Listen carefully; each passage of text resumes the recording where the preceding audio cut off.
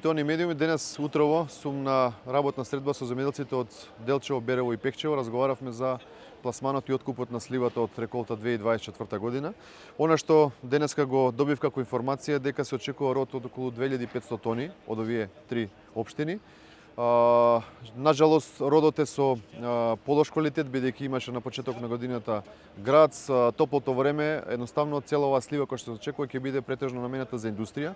Она што јас им го пренесов на земјоделците дека како министерство веќе сме во сериозни преговори за еден откупувач од соседна Србија кој што ќе откупи голема количина на слива од овој регион и дополнителни откупувачи, практично целата количина од 2500 тони да се откупи, да остане родот, да не остане дома.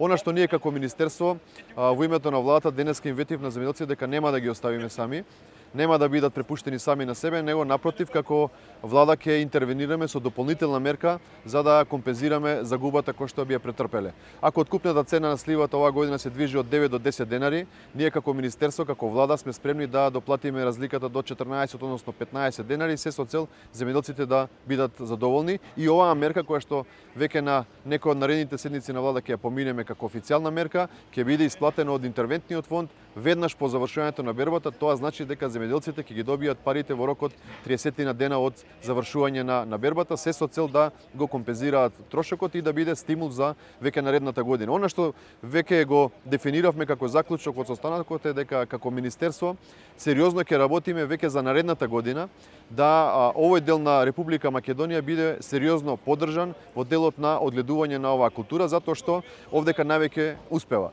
Тоа значи дека министерството ќе носи конкретни програми и мерки кои што ќе значат долгорочно решавање на проблемот со пласманот на сливата, а од друга страна ќе значи зголемен извоз во делот на преработки, не само на примарен земјоделски производ, кој што нормално ќе има ефект и врз нашата економија. Ќе се финансираат изградба на дестилерии, преработувачки капацитети, се со цел да долгорочно се реши овој проблем, а не да биде вака стихино од година во година колку да се преброди годината.